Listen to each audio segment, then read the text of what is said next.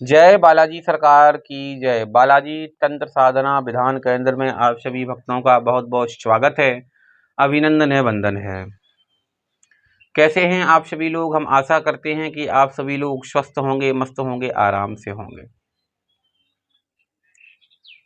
बालाजी तंत्र साधना विधान के माध्यम से आपको कई साधनाएं दी जा रही हैं, कई साधनाएं हमेशा दी जाती हैं और हमेशा दी जाएंगी।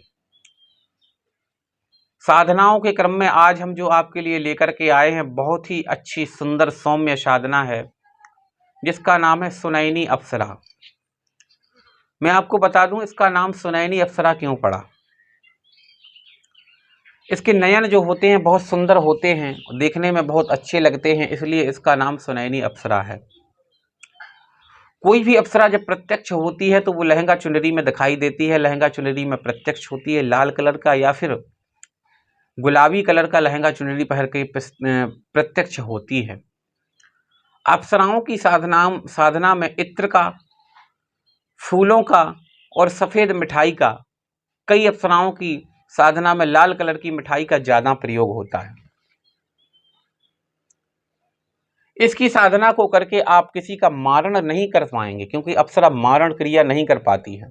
वशीकरण करना अप्सरा का बाएं हाथ का काम होता है और अप्सरा कई प्रकार के चमत्कार देती है, दिखाती है, और कई प्रकार के चमत्कार दिखाने के साथ साथ वह साधक को धन, वैभव, पैसा और सोना चांदी, हीरे जवाहरात भी प्रदान करती है। अप्सरा जब साधक पर प्रसन्न हो जाती है तो उसका जीवन इतना सुखमय बना देती है कि आप उसकी कल्पना भी नहीं कर सकते हैं। इसकी साधना ज्यादा दिन की नहीं है। सुनैनी अप्सरा की साधना मात्र और मात्र 3 दिन की साधना है। 3 दिन में यह अप्सरा आपके सामने प्रत्यक्ष खड़ी हो जाएगी, आपको दर्शन दे देगी। और जब कोई भी शक्ति आपके सामने प्रत्यक्ष होती है तो आपसे केवल एक ही शब्द पूछती है कि आपने हमें क्यों बुलाया है। और जब कोई भी शक्ति यह इस तरीके का प्रश्न करती है तो उससे आपको केवल एक ही बात कहनी है कि मुझे आपसे वचन चाहिए। 3 वचन आपको क्या क्या चाहिए वो मैंने आपको बता रखे हैं, या आपको पता नहीं है तो आप दिए गए नंबर पर पूछ सकते हैं कॉल के माध्यम से। आपको पूरा विधि विधान समझाया जाता है, साधना के विषय में करवाई जाती है। साधना कहीं से भी रह करके आप करिएगा। हाँ, लेकिन गुरु दीक्षा हम अपनी आपको प्रदान करते हैं, क्योंकि गुरु मंत्र का भी एक पावर होता है, गुरु मंत्र का भी एक शक्ति होती है। जो गुरु मंत्र अलग अलग होती, क्योंकि उस गुरु ने कितना तप किया है, उसके गुरु मंत्र में कितना पावर है, वो भी एक बहुत बारीकी वाली बात होती है।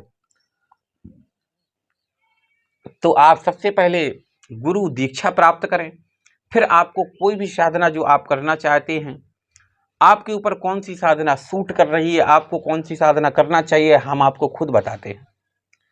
जरूरी नहीं है आप हमारे पास रह करके साधना करें, और जो लोग रह करके करना चाहते हैं उनके लिए कोई मनाही नहीं है, वो रह करके कर सकते हैं।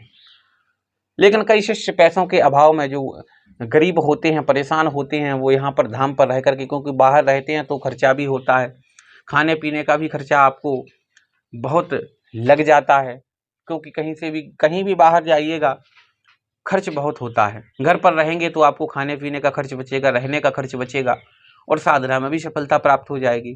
तो इससे में कोई मतलब नहीं होता, कहीं से भी आप साधना को करिए, आपकी साधना में सफलता आपको मिल जाना, यही हमारा मूल उद्देश्य होता है। यह अप्सरा बहुत से कार्य करती है। दिए गए नंबर पर संपर्क करके आप इसकी साधना को प्राप्त कर सकते हैं, और जब आपको साधना विधि विधान प्राप्त होगा तो उसमें आपको सारी जानकारी लिखी मिलती है, और जो भी बात आपके समझ में नहीं आती है वो आप दिए गए नंबर पर पूछ सकते हैं।